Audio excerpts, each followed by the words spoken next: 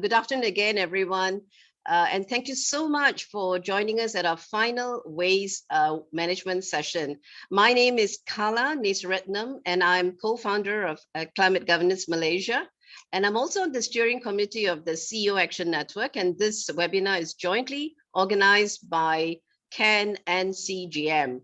Now, last year, we ran a number of roundtable discussions, and the recommendations from these discussions were launched on Earth Day after engagement with the relevant government ministries.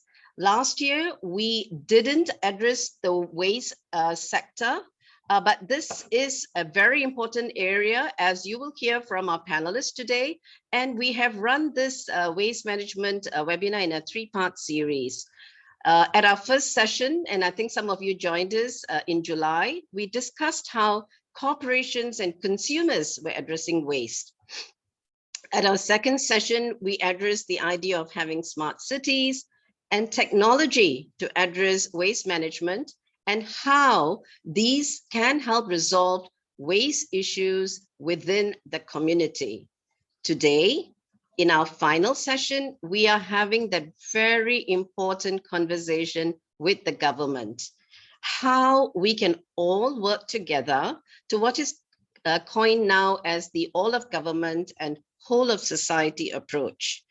Just last week, the United Nations voted overwhelmingly to adopt a landmark resolution that acknowledges that a clean, healthy, and sustainable environment is a human right. The decision comes at a very critical time when the impact of humanity on our planet is becoming increasingly clear. While the UN resolution is not legally binding, experts say it could be a tool for accountability, leading to constitutional change. We can only hope it achieves its desired aim to protect our environment and the people who have most to lose from a changing climate. So, ladies and gentlemen, today we will hear about our government's policies in addressing all types of waste to ensure a circular instead of a linear economy. We are very honored to have on the panel Encik Kamaruzaman, the Deputy Secretary General at the Ministry of Housing and Local Government, Encik Azlan Yaacob, Deputy Chairman, Smart Community Segambut, which is part of Local Agenda 21 or LA21, and Ms. Pauline Go, the General Manager at MAREA, the Malaysian Recycling Alliance. With that, I have great pleasure in introducing our esteemed moderator, Mr. BK Sinha. BK, as he is fondly known, needs little or no introduction, as he's well known in the sustainability circle. BK is founding director of Habitat Enviro. He was the former Chief Executive Officer of the Malaysian Green Building Council and the Vice Chair of the Asia Pacific Network of the World Green Building Council. Notably, he's the innovator of Fat Hope Energy, a leader in the region as a premier consolidator and processor of waste oils. And perhaps, BK, you're more famous as the father of the CEO himself, Mr. Vinesh Sinha. Currently, he's involved in transforming the animal farm industry. So BK, we are waiting with anticipation for more news in future on your enterprise. All I can say to all the audience out here is that, Mr. BK Sinha is so passionate about sustainability and has a lot of energy. BK, we are very honored to have you moderate this session. Over to you, and thank you very much. Thank you very much for your kind words, Kala. They resound not equally to what I do. I think there is a lot of overpraise there, because what we do is a drop in the ocean, but nevertheless, it is a drop, and a drop many drops make the ocean. Thank you very much, Ken, CEO Action Network and CGM, Climate Governance Malaysia, for inviting me to moderate this very important session on waste. And I'm very honored to be here. Ladies and gentlemen, always waste is a negative connotation. We always think that when we put it in the bin, it disappears like magic. Where it goes, we never want to know. What it does, we hardly care. Right now, with the climate crisis, we hardly can take this stance anymore because it is coming back to bite us, and bite us hard. Whereas we are throwing away resources and we're importing energy and other resources based on fossil fuel. So can we close the loop in a complete circularity? That would be one of the points we want to take away from this webinar. Government as an enabler will allow us the platform, but private sector should be the driver because it is our waste. Therefore, it is our resource. And here we go to listen to the various ways where we can achieve this. We hope that you have a meaningful relationship, members of the audience. Thank you for being here, taking your time off. But most importantly, we hope the takeaway will be converted into some reflection and contemplation, resulting in an action process. And that would be the greatest reward that you can take away from this webinar. Without further ado, I'd like to introduce our first speaker of the day, Pauline Goh. Pauline is the General Manager of MAREA. It's the short form for Malaysian Recycling Alliance Berhad. Pauline started her career in Alcatel, where she had 19 years of experience in the telecommunications industry, holding multiple leadership positions prior to joining Invest KL Corporation in April 2012. In Invest KL, Pauline has contributed immensely to the success to meet their 2020 objective of attracting 100 MNCs to set up their regional hub in Greater Kuala Lumpur. In February 2021, Pauline was appointed General Manager at MAREA, the first voluntary extended producer responsibility, or EPR as it is shortly known, in Malaysia to push for post-consumer packaging waste recycling in Malaysia from the FMCG sector.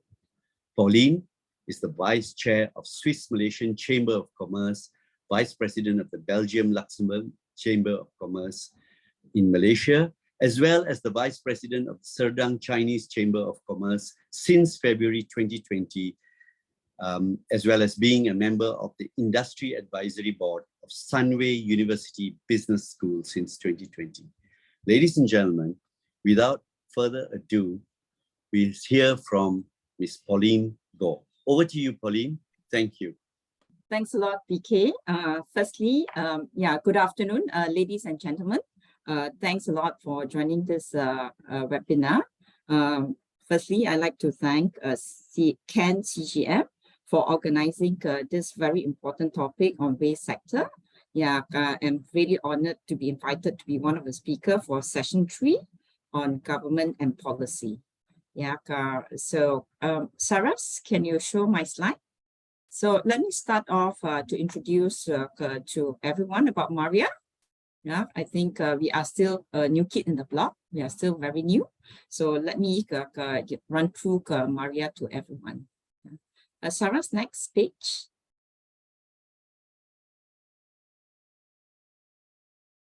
So what is EPR? EPR stands for Extended Producer Responsibility.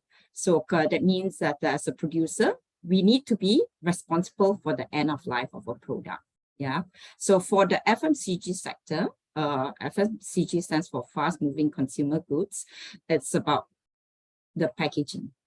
So after you consume the product, so you have the end of life of the product, which is packaging. So MAREA, like what BK has mentioned, is a voluntary EPR organization in Malaysia representing the FMCG sector. And we are here to tackle the post-consumer packaging waste issues in Malaysia. So how are we going to achieve that? So we need to work with the whole industries, from the consumer especially on separation at source, that every household needs to understand their duty. This is a very critical component in order for us to get clean packaging for recycling. Secondly, we need to work closely with the waste collector to collect, all these recyclables from the households. And thirdly, of course, is the recyclers for the different type of packaging material.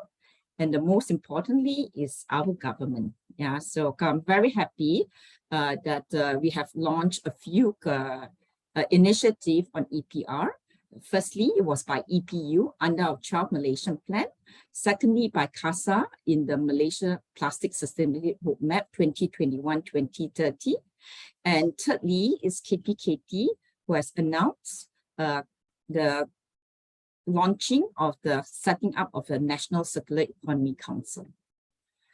So all this will definitely help to make EPR mandatory in Malaysia in 2025. Next.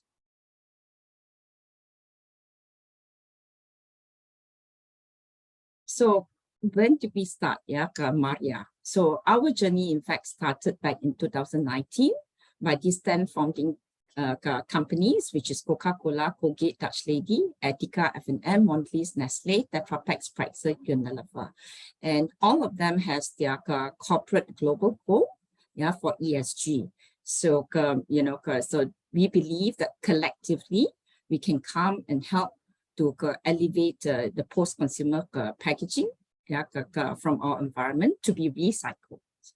And last year, we took a bit of time to finalize our business plan.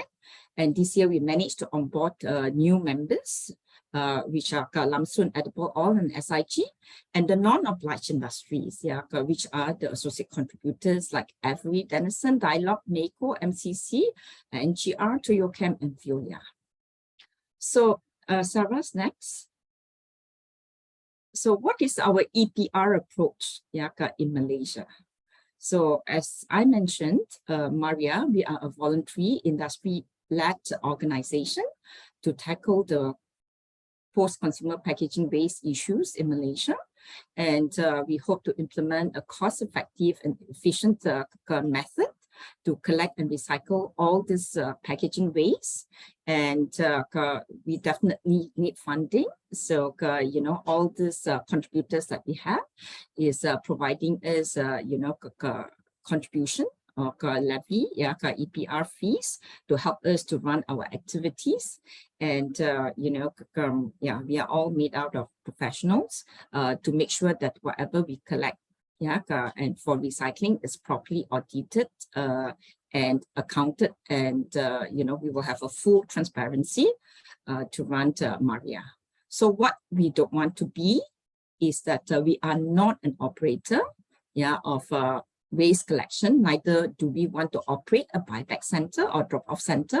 Neither do we want to be a recycler. So we don't want to compete with those people, but we are a platform to grow everyone together to help to clean up our environment. So what are our goals? Sarah, can you go to the next slide? Sorry, Pauline, you've got a minute left. Yes, that's right. And this is my last slide for this 5 minutes. So these are our 4 main goals. So number 1 is we hope to achieve a minimum recycling rate of 25% of our members' packaging volume by 2025. Number 2 is to maximize the use of recycled and renewable materials. Number 3, to promote separation at source for all the household. And number 4, is to prevent all this packaging leaking into our environment, especially our landfill, and if not, then the rivers and ocean. I'll stop here. BK, thank you so much. Back to you. Thank you very much, Pauline. Appreciate you keeping that time. So there you have it, ladies and gentlemen. A new trend is emerging for Malaysia right now, and it's called EPR. Remember the 3 words. Extended producer responsibility. In gist, this EPR is initiated by the producers of this packaging to be involved in this scheme. So they commit to be involved, what we heard Pauline say. But yet the government provides the platform for that initiative to be carried out end to end. Adopting and committing by the packaging companies is one thing, but having a platform to enable that process to happen is another. In all of this, never ever forget that the most important component are the consumers. The packaging company can commit, the government can provide a platform, but if the consumer does not do his part, EPR cannot succeed. So the onus is on all of us, me included, and I'll be happy to dive head and shoulders into this process when it comes my way. Now, let us go to the second speaker, who will also give us a short 5-minute,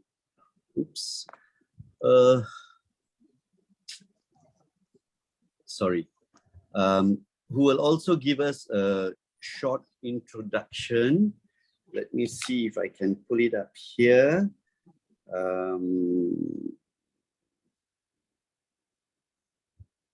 Yes, here we go. So, ladies and gentlemen, the next speaker, we have an esteemed Mr. Azlan Yaacob. Azlan Yaacob is the Managing Director of Axial Consultant, where he initiated Urban AX, a community-inspired accelerator, which is focused in developing low-carbon communities and circular economies. Azlan has recently been appointed Deputy Chairman of Smart Communities Segambut, Local Agenda 21, Kuala Lumpur City Hall. Previously, Azlan has mentored hundreds of innovators, especially in clean technology, biotech, and IT. Azlan has been involved with the UNIDO, the Malaysian government agencies, including Cradle, Magic, MyNEF, MDEC, and University Malaya, to coach entrepreneurs in early stage funding, product development, commercialization, strategic marketing, and business expansion. So with this deep knowledge and wealth of experience, let's give it up to hear from Azlan Yaacob. Over to you, Azlan. Thank you very much. Thank you, BK, for the introduction, and thank you everyone for participating in this waste webinar. I'm a little bit more impromptu compared to Pauline, so I think I will start from what BK said about mentoring entrepreneurs. So my background actually was to develop clean development mechanism projects in 2007. So we built 2 waste treatment plants in palm oil. Before that, I was heavily involved in technology. Similar to Pauline, I was with a company called Motorola. I don't know if they still exist or not. And then there was another company called Boston Technology. So I'm quite familiar with the tech world. And one of the things I noticed when I was a bit ill in 2011, 2012. So I decided to walk all over Taman Tun. I live on 29 Jalan Artina Hapan 6. So one of my therapy sessions was to walk all over Taman Tun. And that's where I discovered that we had a lot of waste. We had a lot of plastic waste. We had a lot of smelly longkangs. You won't notice that if you were to drive around. So walking, I learned a lot. And around 2014, I spoke at I didn't speak at it, but I was attending one of our AGMs, our Residents Association AGMs, and I actually wrote in my application form that I would like all of us to participate more in green. Now, fast forward to 2022, we have developed something called Green Steps. We were formally started in 2018, we got a grant from CIMB Foundation. And with that grant, we work closely with Mako. They make composting machines, and we brought the machines everywhere. So for example, we brought the machines to the police station, to the mosques, merchants, and the school. Interestingly enough, when we had the machine at the mosque, we had a lot of visitors, a lot of non-Muslims, and they told us that was the first time they actually visited a mosque in all their lives. So we were a bit encouraged by that because we were able to maybe help a bit in terms of cultural challenges and barriers where people start to get to know each other better. Now, we have evolved, and when we were appointed, my title is Smart Community Segambut. So the word smart actually connotes digital adoption. So around 2021, we actually have a digital app that allows community members, households, business, and individuals to register on the app. And through the app, they will be rewarded by reducing their carbon footprint. So the easiest pathway to do that at that time was actually waste. So we got people to compost, home compost. We even developed some videos from everyday Malaysians to show how they compost, especially those who may not have enough space. So if you live in an apartment, we actually have videos of how people compost. We also started recently compost rings, where we would get merchants to deposit their used coffee grounds and used tea leaves, and for them to also key in the data. This Wednesday, we will test a digital voucher system where the participants who reduce their carbon footprint and the merchants who reduce the carbon footprint, they will be able to redeem items from the merchants. So recently we had a grant from WWF, and we've spent close to 10,000 ringgit on redemptions. So with the feature of this digital voucher, we will allocate 5,000 ringgit, so that if you were to compost and you were to participate in our programs, then you could redeem it at the merchant. So in Green Steps, we are creating something called a zero waste zone. If you are familiar with Taman Tun, the area of Lorong Datuk Sulaiman 1 and 7, if you're familiar with that area, there is an Umar Ali store there. And the goal is that every waste stream, which is your food waste, your synthetic waste, such as plastics, and your sullage, the fat oil grease, and the streams of discharge that go into the sewer systems. But what we discovered is most of it goes into the drains and not to the sewer systems. We want this area to be completely zero waste in a few months' time. So recently we are developing a black soldier fly larvae treatment system, which we can place close to merchants. The way it's done is a bit novel, where instead of trying to put an entire setup, we only bring the larvae close to the waste generators. So by doing so, what I think we can achieve is a higher recycling rate. Because I think what Pauline alluded to is that when you try to recycle plastics, one of the challenges that we discover is that the plastics are soil, where food waste, oil, and other material are mixed together with the plastic. So when it goes to a concession holder sorting center, it's very difficult for them to sort. So I think we could do source separation with the community, with the households, and with the merchants, and start developing something where recycling and waste treatment can be more precise. There will be digital tools and there will be incentives. So looking at that, BK has reappeared. I think my time is up, right, BK? Yes, it has. But however, I thank you for those wonderful messages that you've sent. Ladies and gentlemen, let me pick out two messages which will be the core of what Azlan has just mentioned. if we could just grasp those two and each one could do a little bit of one of the two or each of the two, it would really be a seismic change in our behavior. The first one is the fact that when you do good, you always get good.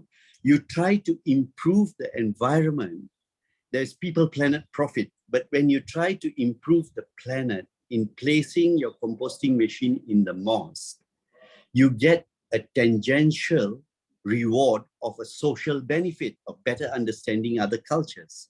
So always it works out. You got to be very sensitive to notice when you do good, you do get good in many folds back. The second one is that there is no restriction at all for a lay person who is a member of the resident association to start being committed through his passion and requesting that he takes care of some of the environmental matters in waste, and then move up from the time he started to 2022 to becoming a compelling activity which the entire community has adopted and is subscribing to. And that's a wonderful success story. If Azlan can do it, we can too, don't you think? With that, I leave you with the thoughts to contemplate and reflect on before we go to the next speaker. The next speaker actually needs no introduction.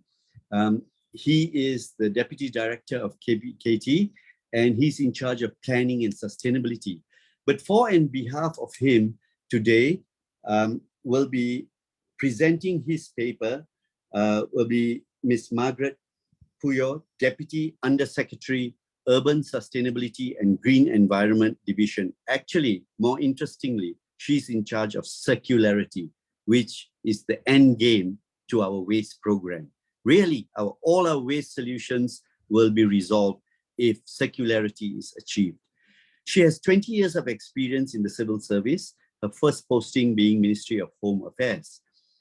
Now, the function in Urban Sustainability and Green Environment Division is to look into policy and matters on circular economy, as I mentioned, in the public waste management. Ladies and gentlemen, let's hear it from the government. First, we've got an initiator through an organization that is introducing a new program, EPR. Then we've got a member of the public, a member of the resident association who has taken up this effort to drive government policies. Now we hear from the government what it's doing and what its plans are to move this agenda forward for Malaysia. Ladies and gentlemen, we present you Margaret. Over to you, Margaret, and thank you very much. Thank you very much, Mr. Moderator, BK. First of all, on behalf of Encik Kamaruzaman Umar, I would like to apologize to everyone that Encik Kamaruzaman is unable to be with us this afternoon due to other unforeseen urgent matters. So without further ado, I would like to proceed with my presentation on behalf of Encik Kamaruzaman. Fellow panelists, Mr. Azlan Yaacob and Ms. Pauline Goh, ladies and gentlemen, today I would like to share on government's initiatives towards circular economy in solid waste management. One of KPKT's function is to regulate and oversee the solid waste management and public cleansing matters. For the past decade, Malaysia has actually undertaken a number of initiatives to improve solid waste and public cleansing matters through enactment of acts, establishment of institutions such as JPSPN and SW Corp.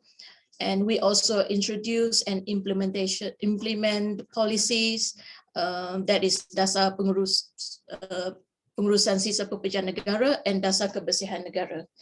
And apart from that, we also enforce separation at source at household sector as well as commercial sector, commercial industry and institution sector, and also the C&D sector.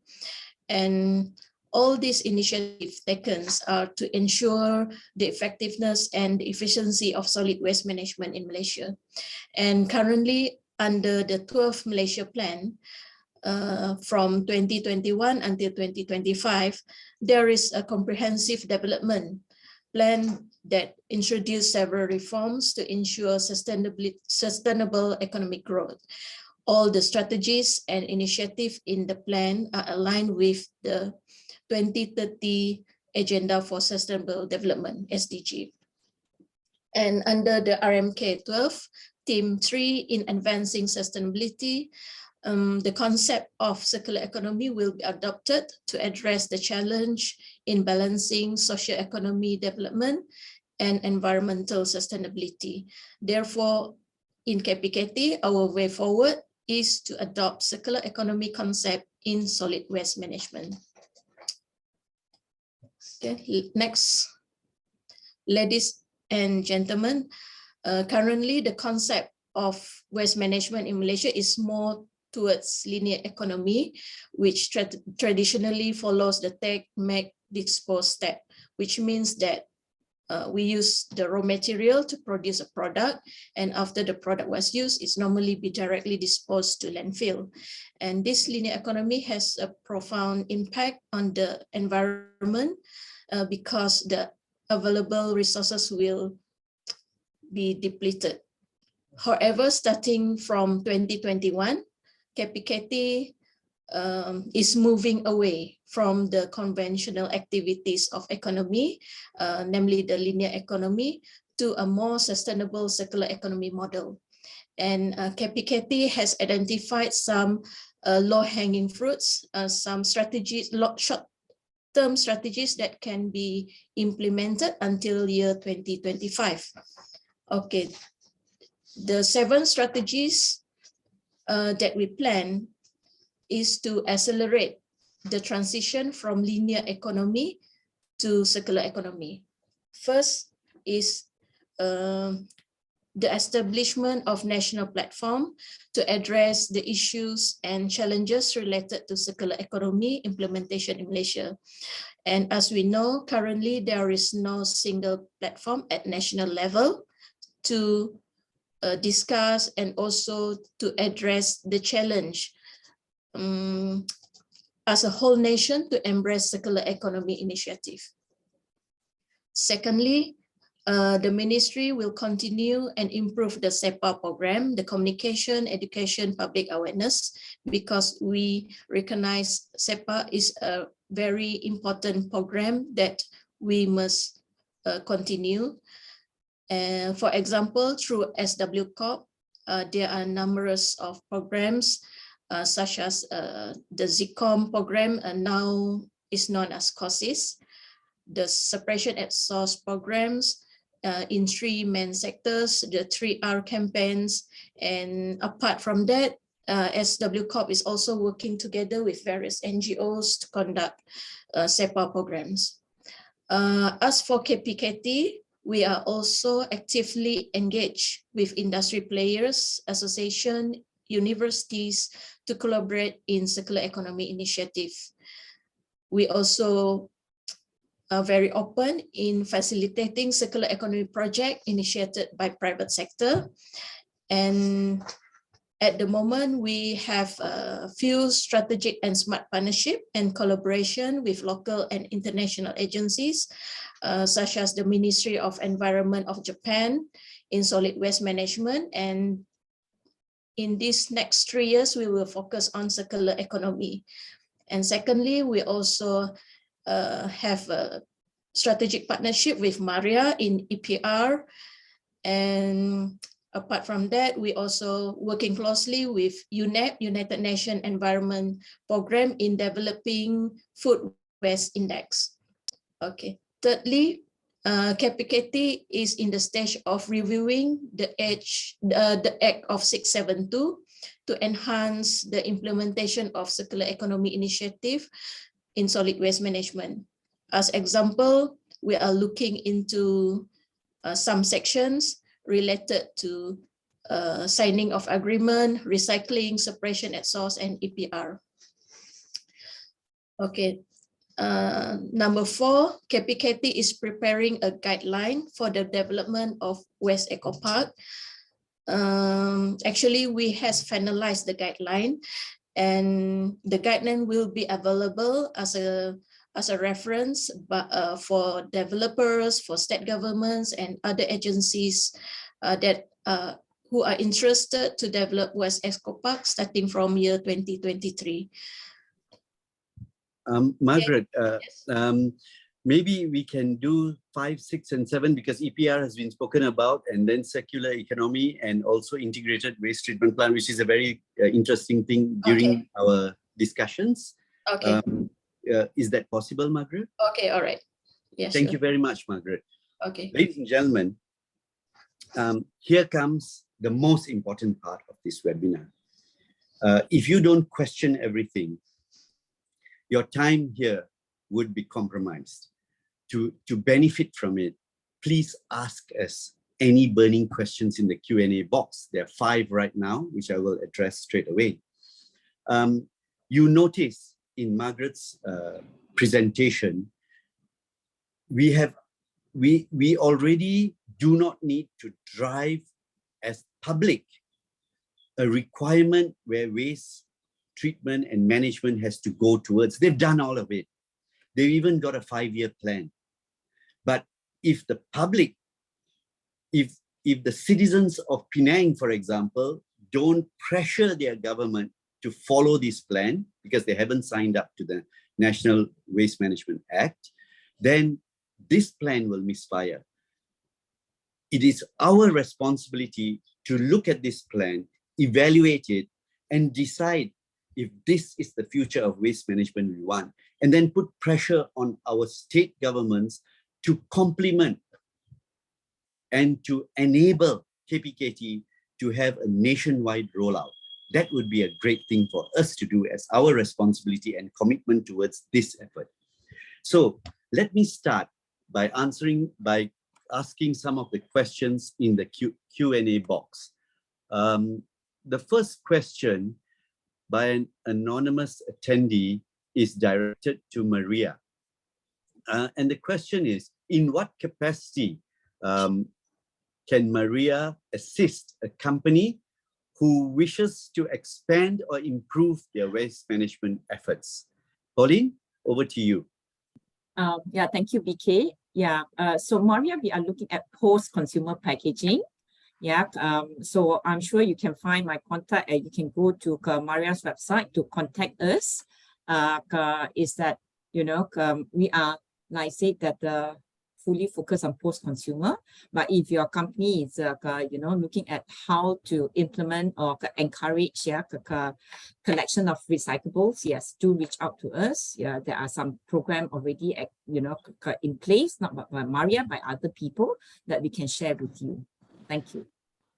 There is a follow-up question while you're there, Pauline, which is asking, hi, Pauline, you are currently looking at plastic. Will MAREA be looking at recycling other materials such as glass, etc.? Yes, BK, yes, MAREA is not only focusing on plastics, we are looking at all post-consumer packaging material. Thank you very much. Could you give us an indicative as to when you'll branch to the others, indicatively?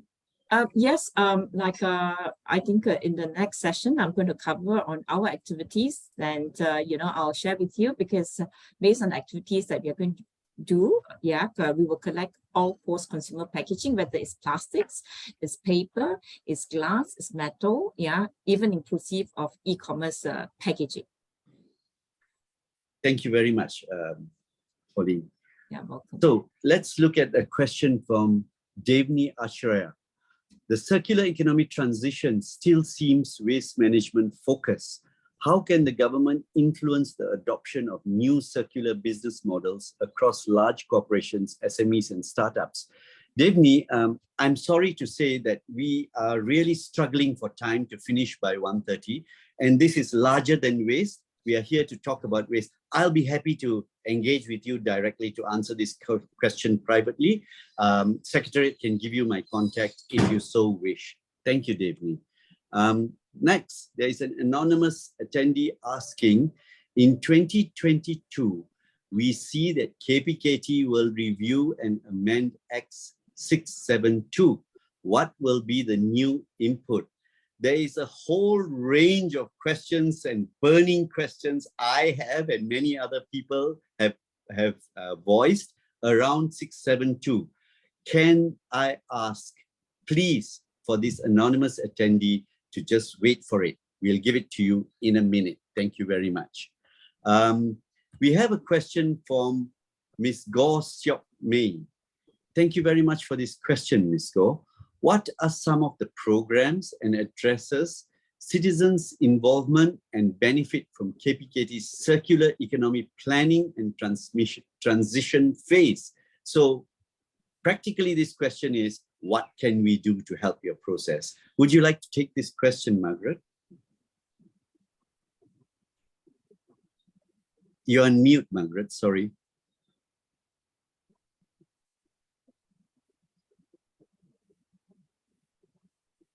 Hi, Margaret, are you with us? Thank you, Mr. Moderator. The question is about the programs that address citizen involvement and benefit from KPKT circular economy planning and transition phase. Is it right? Yes. Okay. Yes. So there is all your 5-year effort which you've got planned up. What can citizens do to help to accelerate that process? The citizens, okay. As we know that separation at source is the most important things in circular economy. Without an effective separation at source, circular economy is quite challenging. So at the moment, as I mentioned, we will increase the SEPA program to focus on SAS and also the enforcement matters. And at the moment also we are working with FOMCA so that because we are aware that FOMCA is also on the ground, not only SW Corp, and we will look into how FOMCA and SW Corp can work together.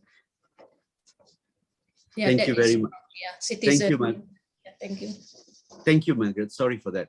There's a follow-up question, Margaret, from an anonymous attendee as well. And he or she asked, hi, Margaret, are there any incentive for corporations to encourage them to adopt circular economy, I suppose, in waste? Yeah, this, Mr. Moderator, this indeed a very popular questions. And when we look into our 5-year plan, we are in the midst of developing a blueprint for circular economy. In that blueprint, now we are studying that. We also will look into the incentive matter. And the way forward is that incentive not only will come in terms of monetary or financial assistance, but also will come in the form of non-financial aspect. For example, recognition, facility that we have given and other things. And all this matter we will study in the blueprint. Thank you, Margaret. We now have a question, and this is about the... No, this is not the final question. We have a question from, a very interesting question from Mr. Shamsul. And Mr. Shamsul asked this question of KPKT, but requests all other speakers to weigh in as well. So let's start our discussions at this point with this interesting question. I read that the Deputy Housing and Local Government Minister, Dato Sri Ismail Muttalib, who told Parliament during March 22 sitting at a local government that local governments now pay for waste in a bid to prevent indiscriminate dumping. As quoted by him, the waste that they, including households, we pay them for it. Trash to cash, that is a way to educate people that waste should not be dumped indiscriminately. Instead, we put a value on them. Not only do we penalize illegal dumpers, we also buy them to incentivize. Is this true? Has there been a measurement of success for this incentive program? I suppose the first shot at answering this should be given to Margaret. Margaret, what would be your response? Okay, as quoted in the parliament, yes, currently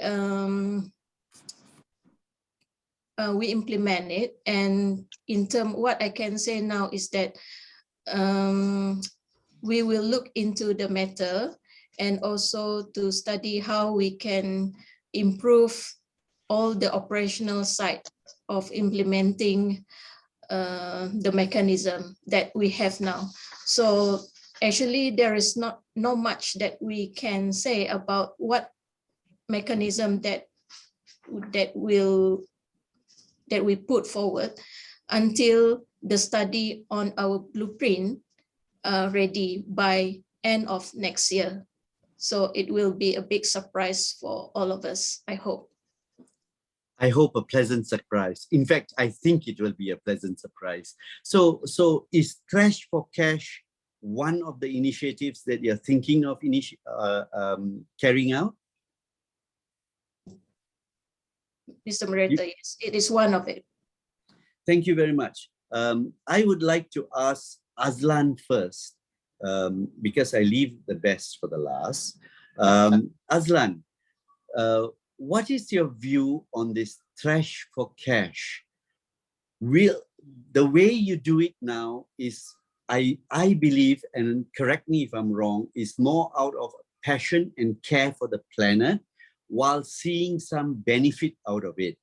So when money comes into the equation, will it accelerate, do you think, or will it inhibit and push your ways towards other directions which are not in the process which you have planned, which means it will sort of retard your effort? What is your comment on that? We are now at the stage where we are developing the financial model.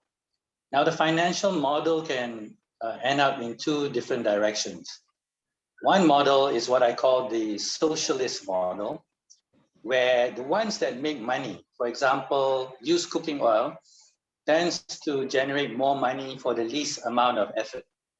Whereas to get, if I'm not mistaken, 1 ringgit worth of plastics from PET bottles, you need to collect 40 of them. So you can see that the amount of effort and amount of income contradicts itself. And with the current system that we will plan and roll out, which is the larvae, in situ larvae, the value of frass, which is the compost, and the value of animal protein is actually quite high. It can be quite profitable. However, if we end up producing so much of this, then who are going to buy it? So we need to also think about something like an aquaculture development, so that the animal feed ends up in an area where the value can be commensurate. So even if the value is high today, but there's no aquaculture industry, then the circularity will not be fully developed. So these are the things that I think, so whether it's a leftist, socialist, where the high-paying income streams help to subsidize the low-income one, or leave it to a capitalist model where, I'm only going to do plastics, I'm only going to do used cooking oil, then of course that is one model too. I'm not saying one is better than other, but we will be testing all these models, and we will be testing the financials to see which ones are the better ones. Yeah, but hang on, Azlan. What if, while you're testing these viabilities and these financial models, and KPKT comes out with a Trash for Cash, which would it waylay any of the processes that you could be putting in place? Because money can be derived by just disposing of the trash for cash without doing anything. Well, separated. Yeah. But what we discover is logistics is a heavy cost issue. So if we could do a lot of the things that we are planning to do, where we treat the waste as close to the source as possible in a modular, decentralized manner where more and more people can become waste to wealth developers, then you don't need to put up a lot of heavy infrastructure. And beautiful, Azlan. The words modular and decentralized are like music to my ears. Now, guess what? I suppose with the trash for cash could be in some way collaborated with your business systems and enhanced instead of competing with it. That could be a possibility too. Am I right? Yes. So like for example, we don't want to say to anybody that you must follow a particular way of doing things. So for example, in the case of fat homes, it's almost like, let's call it trash for cash, where you give your used cooking oil for cash. But there are other benefits that we are discovering in a community. So in a community like TTDI, social services for the elderly might be a much, much more important area that we are to develop as well as natural food systems. Sorry, MAREA, if I make a comment. So instead of like depending so much on the Nestle's and the Cokes of the world for processed food, one of the goals of Green Steps is to be a catalyst for natural farming systems as close as possible. So we, in our Green Steps app, we have made an attempt to create the algorithms for calculating carbon and to also address other externalities. So it's a platform for us to experiment. And once we are comfortable with it, we have enough people that we can say, okay, this is a system that we can run. And we can run through a community without any, because we have like a sandbox mentality, we test it, and once it's ready, we can scale it up. So awesome, yeah, Azlan. Yeah. The thing about it is that it's not one for the other, it's jointly and severally, because that is what we call the holistic approach to sustainability, truly encompassing all stakeholders, all circumstances, but mitigating people, planet, profit, people, planet, prosperity, peace and partnerships, all 5 Ps as announced by the UN SDGs. I'd like to hear from Pauline, but before that, Pauline, I have a suggestion that you quickly approach the milk company from Johor. I forget their name. What's they called? Farm Fresh. Sorry? Farm Fresh. Farm Fresh, yeah. Because they've got 2-liter canisters and 1-liter canisters, and and those are building up in my house, and I'm a victim of it. So I'm thinking next you will receive a private text where to go and drop them off. But Pauline, what is so EPR is a program that has a very structured flow from getting the commitment from the producer, etc., as I mentioned earlier. But how do you think the impact of trash for cash would have on your EPR program in particular? Could you enlighten us a bit? Yeah, thanks a lot, Vijay, for the question. Yeah, for us, we are looking at a few models of actually carrying out our activities to achieve the goal that we wanted in 2025. So the model 1 is about curbside collection. Yeah. So when you talk about curbside collection, we are talking about door-to-door collection. So when we do door-to-door collection, there is different types of housing. Yeah. So we are looking at T20, M40, and also B40. Right. So I think in T20, we don't need to use the trash for cash concept, because everyone is just wanting to know where is the infrastructure. How can I do this? How can I carry out my responsibility as a responsible, sustainable citizen?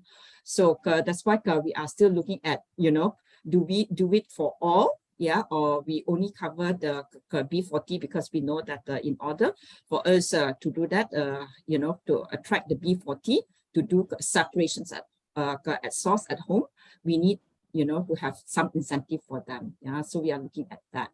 So of course, the model 2 is about sorting. That's the pilot that we are working with KPKT right now in Langkawi, other than looking at setting up a mini EPR concept.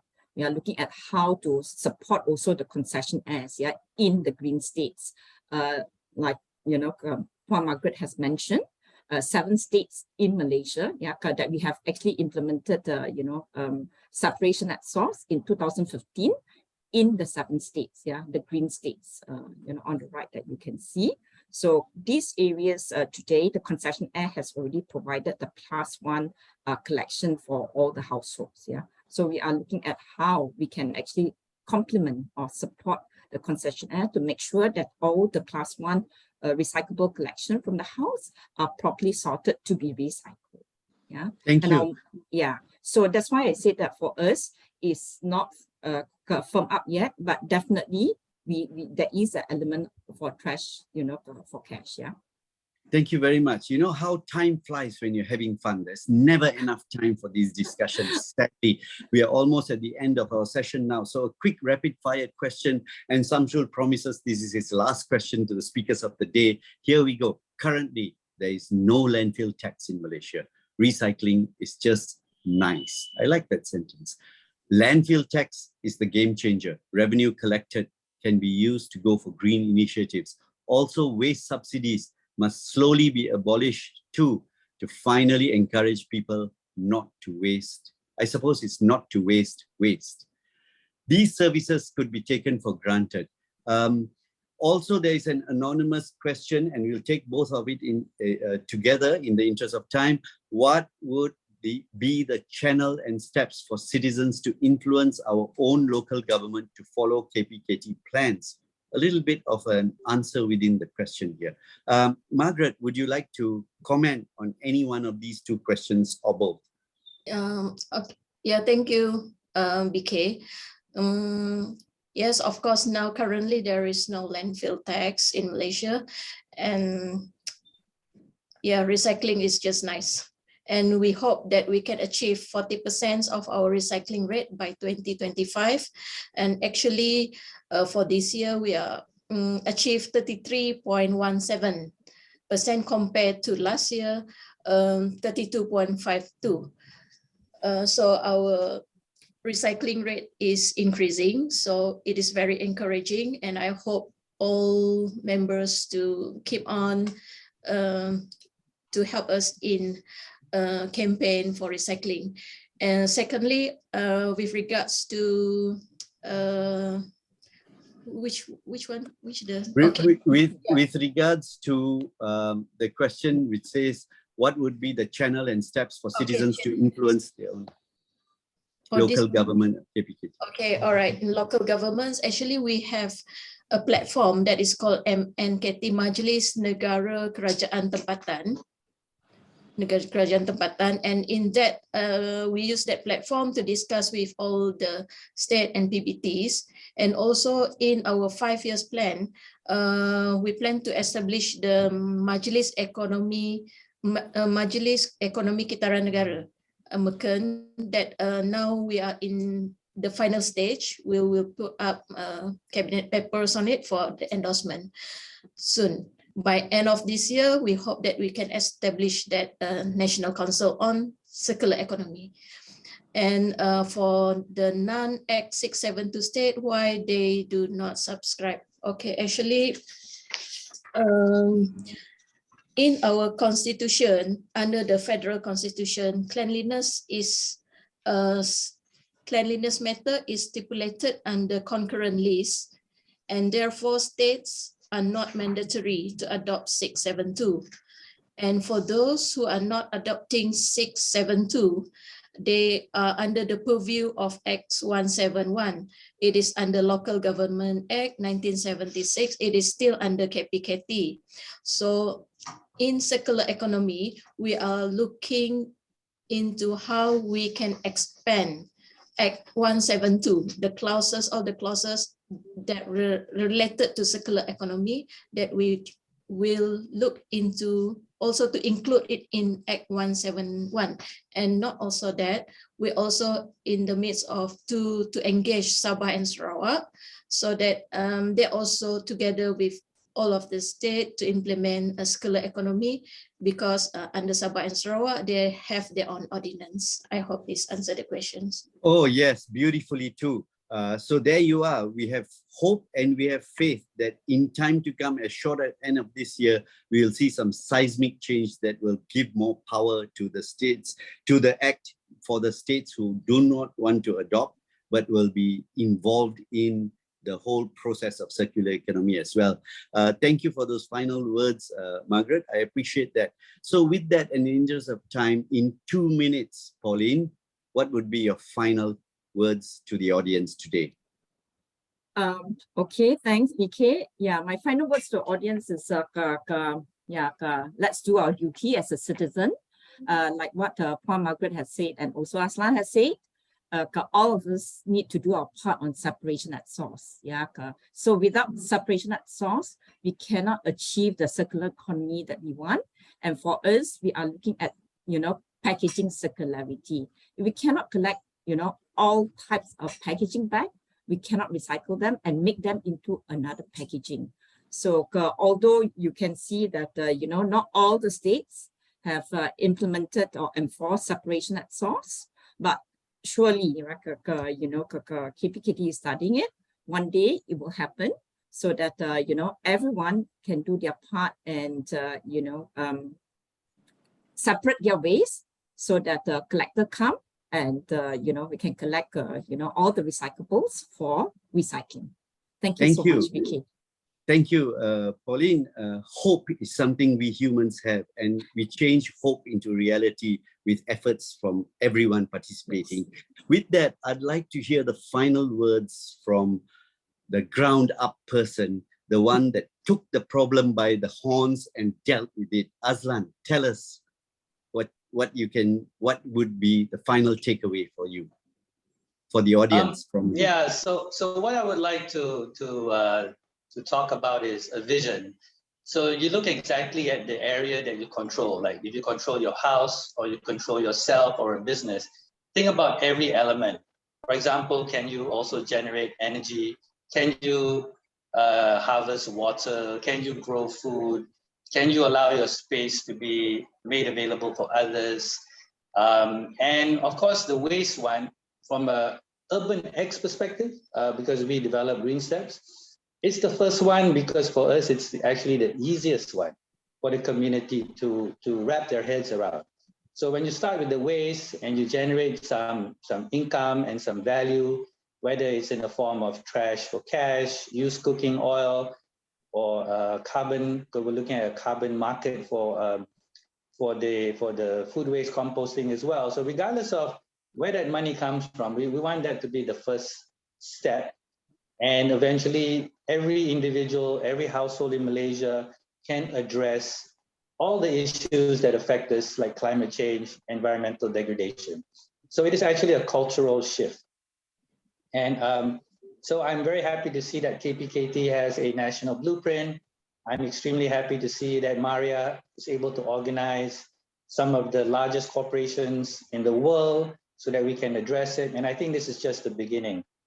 And I think more often than not, I hope maybe through the CGI platform, we could align and collaborate far greater than what we have today.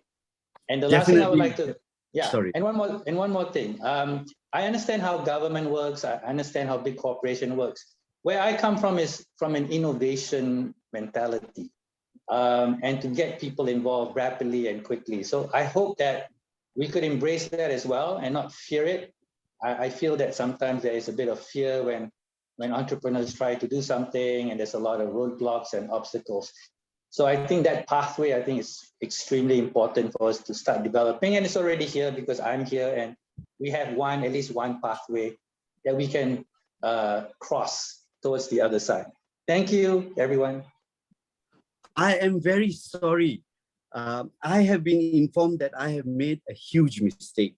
Our session ends at 2 o'clock and I've got a bonus. I've got bonus. Just as I was lamenting that we never have enough time, I'm really sorry. So this is great. We have been given a new lease of life here. So with that, we are going to talk a little bit more in detail and a little bit more clarity. Now, so I think we have answered all the questions in the Q&A, and I welcome the audience. Sorry if I inhibited you by giving you the idea that we'll finish at 1:30. I was going to apologize that I'm 7 minutes over time, but please put in any of your other burning questions that you might have. So I have now got very pointed questions for KPKT. Now, so KPKT's central thrust is on circular economy. So I would like to ask KPKT, when you plan this program, for sure you would have thought about what the challenges to implement this circular economy in solid waste management would be. I would ask if you could share with us some of the perceived challenges so that we get a heads up to see what part the public can play to see how we can help to overcome these challenges. Margaret, could you tell us a little bit about what perceived challenges you think we are going to face? Yeah, thank you, BK. Actually, yeah, we are facing very high challenges in implementing circular economy.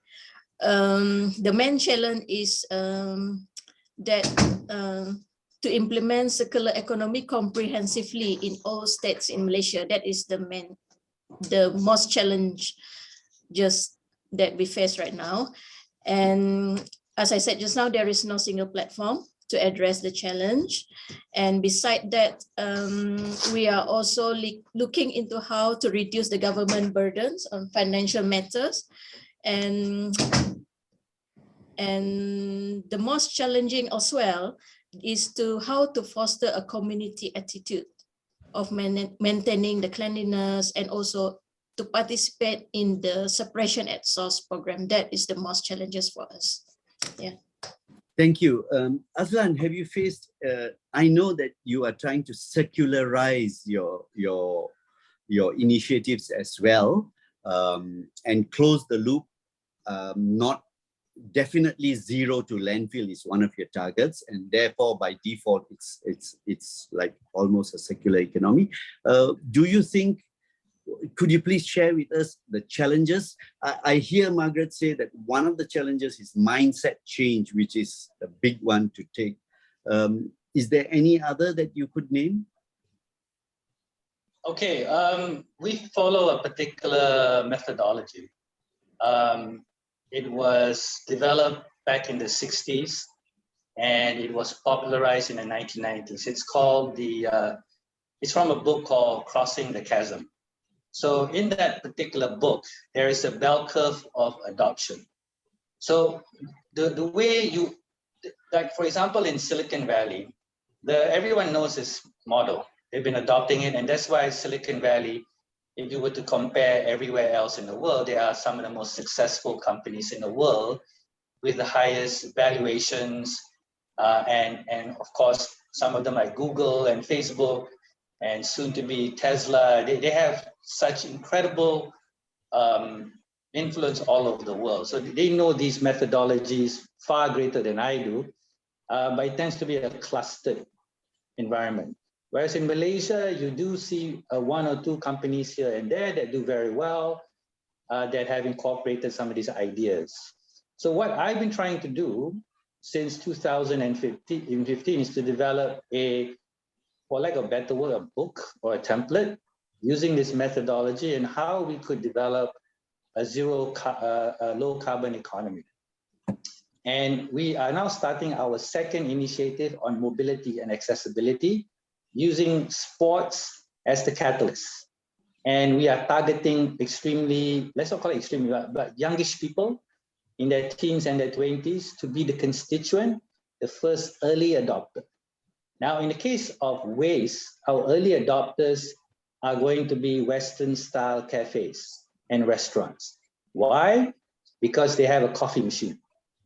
Now, what we have discovered is that the sisa kopi, used coffee grounds, is something that we can compose quite easily in a neighborhood because it does not attract squirrels or rats or pets. Although it did attract some cats who'd like to eat the black soldier fly larvae. That's what I learned. But so we do things in stages, and the amount of used coffee grounds in neighborhoods such as Taman Tun, Bukit Damansara, Bangsa, you know, the more, let's call it affluent areas is very high. So we actually collect all the data on used coffee grounds. So at first we would collect and we would send to urban farms, but we had logistical challenges doing that. MCO put a stop to it as well. So now we just put compost rings nearby, and Alam Flora would put the grass, the dry grass, and people would put the used coffee grounds. So this is our first step to establish a behavior change. And then now we are going to look at the possibility of plant-based sistem makanan to be put also. So the ones that won't attract.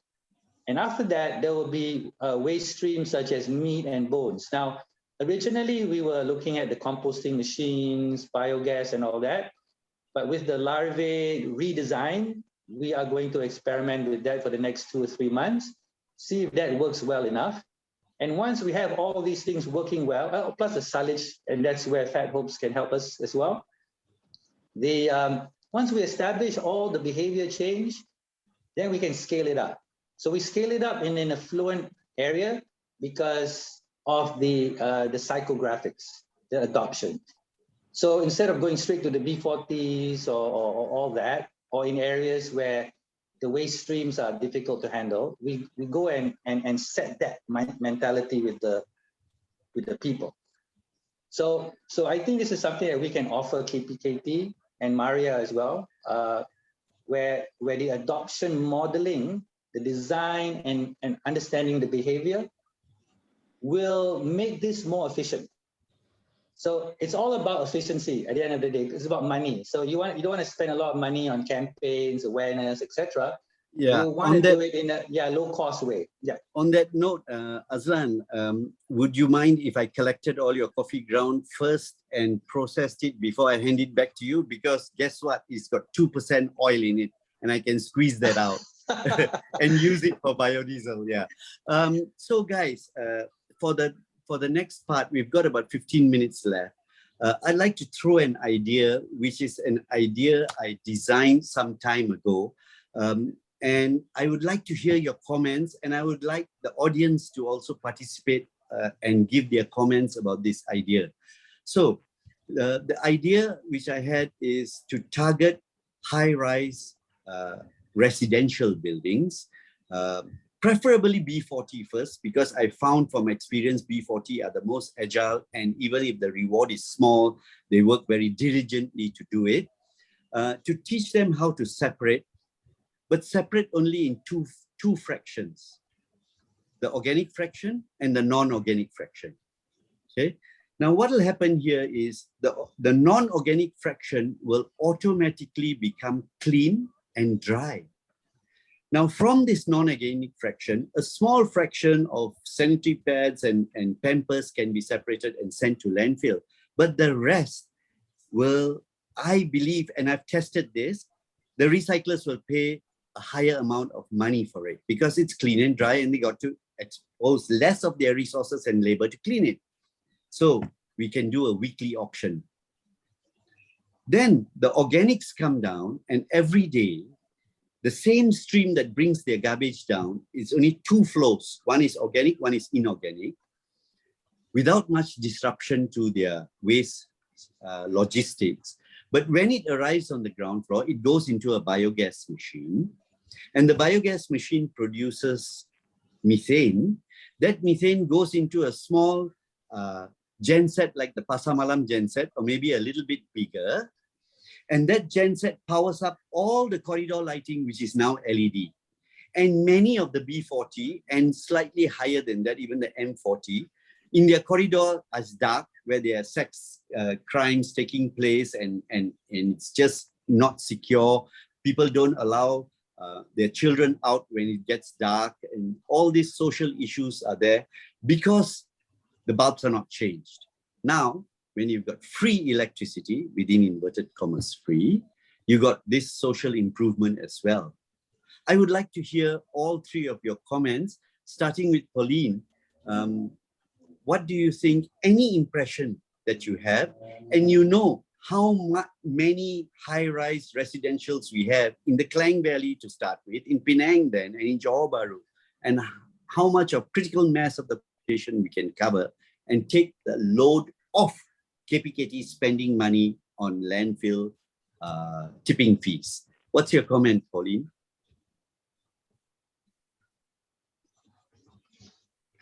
You are on mute, Pauline. Hi, BK. Yeah, thanks. I think that's a good idea. Yeah, we can certainly explore. Like you mentioned, yeah, the residents just have to put two streams, wet and dry. Yeah, so wet will go to the technology that you have, or small tech that you have to convert them into energy for your corridors. And the dry one, we see what can be recycled, and those that cannot recycle will go back to the landfill. Yeah, I think it's something that we can discuss further. Thank you very much, Margaret. I would really love to hear your comments about such a initiative, if initiated by the Residents Association, for example. Okay, thank you, BK. Actually, for residents, specifically for the B40 community, actually we have a program called Zero Waste Community Program that is called COSIS. This program is in 17 public housing area, selected 17 public housing project, and where this program we encourage residents to separate the source, to separate the waste and at source, and in return they can get cash. So this is using the concept of trash to cash. Yeah. That at the moment, that is what we do to the community level. Great. I forgot to add that two things come out of the biogas. One is energy. The other one is very rich organic fertilizer, which they can convert all their landscape areas to grow their fruit or vegetable as well, which will be organically grown, and they can consume it. So there is an added health benefit there as well. Finally, I'd like to hear from Azlan. What are your thoughts about such a scheme? We in Urban X, I don't know if you know my sister, Dr. Yaacob. So she just retired from and I attended an event where her students presented to the Lembah Pantai parliamentarian, Cik Fahmi, I believe. So there was a large group. So what I see from that is that a lot of the students, together with input like from UBK as well, we can actually redesign the flats so that they become more conducive towards sustainability, but more importantly towards accessibility, towards public health and things of that nature. So I really like your idea, and I think that maybe it's something that we could work together and have architects, town planners, and Wakil Rakyats to be involved in reimagining what these places will be like. So whether it's biogas or solar, that one we can debate BK, on the right technology to use. But it should also be cost issues. And just to add one more thing, DPKL actually have Mako machines in some of the PPR flats. So they already start doing some of this. But I consider the machine good in a particular environment, but it could be costly. So, these are the things that we have to think through. Thank you. Sure. Thank you very much. I look forward to implementing a pilot, and I heard Pauline say just now, my system. It's not my system, it's a system. Biogas systems are about 80 to 100 years old, and they are available anywhere and everywhere. It's just the design which I put together. And I would really love to share this idea with you, for you to go ahead and implement it in one of the apartments in TTDI. And actually, you are right. The pilot I ran was sponsored by Unilever and coordinated by Cares. And we ran it in Bangsa Dalam, what they call it, at the B40 apartments at the back of Bangsa South. Currency apartments. Currency apartments, yes. So that was where. So Margaret, my question would be, would your concessionaires complain that they're not getting enough garbage and so their tipping fees is reducing? How would you handle that issue? So far, we don't have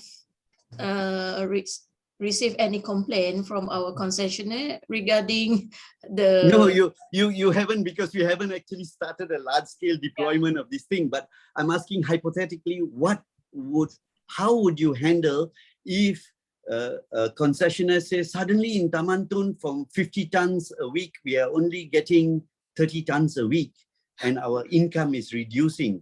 What would KPKT do? Because right now we're also in a discussion with the concessionaire that they're also moving towards circular economy. They are also helping us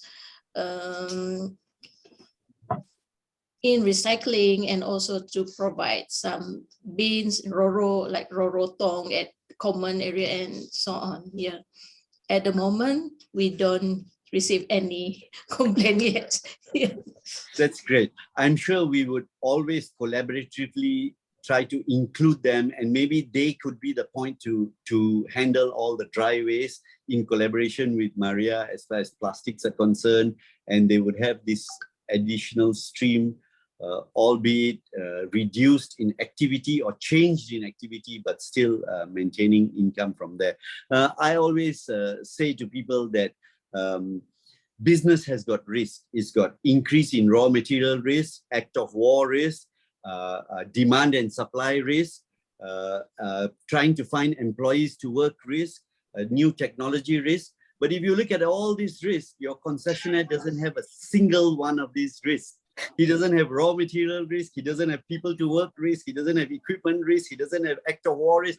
He does, even in times of bencana alam, they still need to collect garbage. Now it's such a bulletproof business. Who would want to give it up?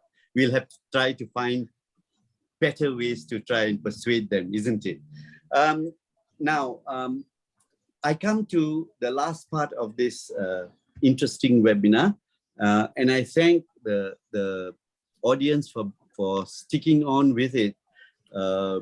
So we've got an advice here from an anonymous attendee. Currently, single-use plastic is being used more than ever due to food delivery. Can MAREA invite Grab and Food Panda to be part of the program? I'm sure you can, can't you, Pauline? Yeah, and we are talking to them. Yeah, we are talking to them to join the program as well, and the e-commerce company, because you have the, all the e-commerce packaging. Fantastic. There we go. Also a question saying, what about giving household composting bins with earthworms like it's been done in Australia?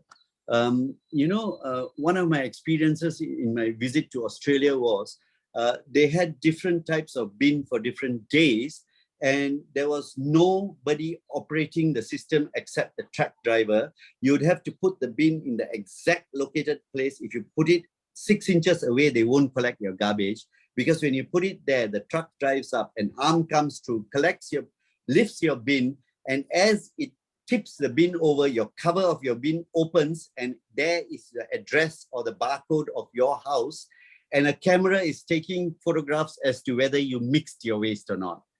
And the minute the camera picks up mixed waste, it'll read the barcode and automatically give you a summon.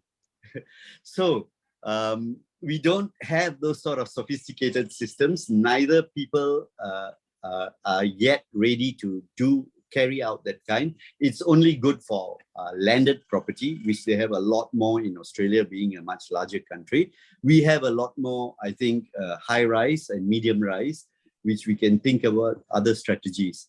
But always, I feel that the system should go from carrot, and then carrot and stick, and then only stick.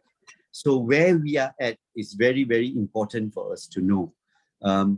Do you think that this is the way forward, Azlan? In fact, we are about to introduce a tool to weigh food waste using IoT as well. And yeah, I think eventually it would be, again, back to the vision of the house being a producer of raw materials, right, for the next step. So again, I wouldn't say what it's going to look like 10 years from now, but I think through the body of knowledge that we are developing in terms of how to deal with all these waste streams, and eventually what I think we will find are many different systems.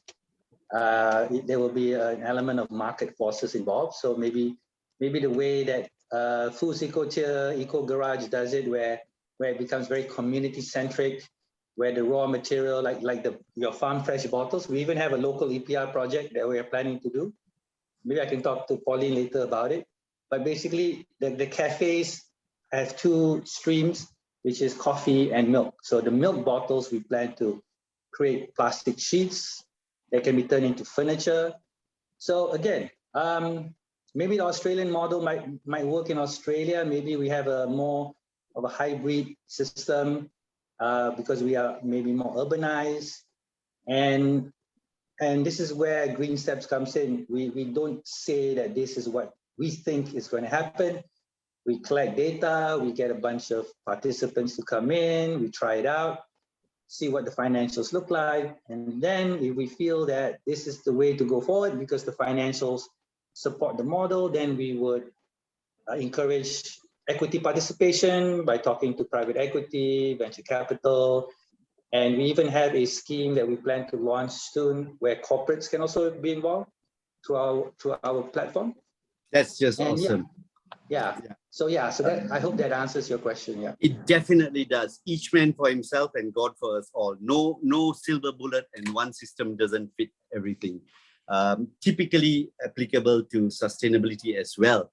So I want to conclude by asking all three of you, for each one of the areas you work in, the one thing that you can think of which could help and accelerate your effort. Can I start with Pauline? Yes, for sure. Thank you, BK.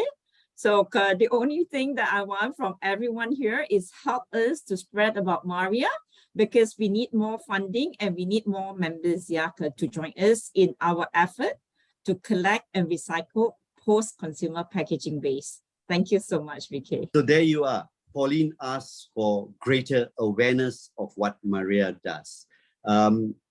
Margaret, what would be your take on the one thing that would accelerate all of what KPKT wants to do over the next 5 years? I think what the most important thing is that the private sector, the industry, to look into the business model, and also the product to be more environmentally friendly, and also so that it's easier to recycle and to reuse and so on. So and also I would like to encourage the private sectors to join the EPR program. Yeah, that's fantastic. So it's creating products with the end of life or the cradle again in mind, so that the journey can be planned if that thought is put into the product before producing it. Last but never at all the least, Azlan, what is your one thing that would accelerate what you're doing now? Well, I think the issue is governance. I think there needs to be more alignment between government and private sector in the community. So I've spent the better part of 7 years developing what I believe is a template where we could all come together. And together with my recent appointment in LA21, we already have gotten some of that governance sorted out already. So again, I'm not here to say whether we do left or we do right, whether we are a bit more government-centric or market-centric, but by coming together and trying to align and finding the right ways to do things, I think that's the best way to go forward. Thank you. That's fantastic. We often criticize government, and it's so easy to criticize and criticize. But do we have a solution that we can suggest, Or can we gather enough forces to make it happen and show an impact so that governments say, okay, you've experimented, this is good, and we'll adopt it in our own way. And that could be a better public-private partnership to benefit society at large. Finally, I have my own take on the one thing I think that would accelerate all your three efforts. And hear me out. I think that every single student in the school, every single student in the university should be thought about waste management, because they are the citizens of tomorrow. When they came out, even today, if I teach standard 6 students in a little curriculum how to deal with waste management, the student will become the teacher of the parent. And so I think that this could be a very powerful means. With that, ladies and gentlemen, I thank you very, very much, my esteemed fellow panelists, for all your inputs, your time and effort in allowing the audience to enjoy the gift of your knowledge and experience. It has been an awesome experience for me. I thank CEO Action Network. I thank CGM for inviting me. I want to leave you with this thought, leave all of you guys with this thought from an old man. Before I hand it over to Kala. You know, the shirt I wear, the glasses I have, I got as an effort of what I did yesterday. My culminative product today is what I did yesterday. So never forget, what we do today will be the result of what we experience tomorrow. So guys, the journey starts here and now. Thank you very much. I hope if I've said anything wrong, I apologize in advance, and I hope to meet all of you again and again. Over to you, Kala. Thank you. Thank you very much, BK. You know, you're always very entertaining, and I found this session, so interactive, very enlightening, and I think the audience, I'm sure, are going back with the same thought. So thank you so much again to the esteemed panelists, and also to our moderator for having done such a wonderful job. I think everyone, I'm confident we have all benefited from this webinar today. I mean, really, there's so much going on in Malaysia with people like AJ Azlan doing, local community, the LA21, and whatever he's doing with the, coffee beans, and hoping to go into aquaculture with it. I think that's amazing stuff. And of course, MAREA, kudos to you on what you've achieved in just that 1 year. So well done, Pauline. And of course, to our ministry, I think we are really enlightened by the fact that you are going to be revising Act 672 and making some amendments, and also the fact that you are implementing your circular economy strategy. I think that's going to be so useful for all of us in corporations as well. Of course, we have started in a big way because it is important at corporations that we also address circular economy, because this is what our regulators, our investors, our customers are demanding. So, and also, banks don't want to finance us if we don't do all this. So we are really, at our organizations doing so much on circular economy. So finally, I think I would like to also thank the audience, because without your participation and the questions that you asked, we wouldn't have had such a fruitful interaction. So thank you again for your active participation. And well, I think that's the end, the final session. So goodbye, everyone. Stay safe and stay healthy. And we'll see you at the next CGM event, CGM Can event. Thank you so much.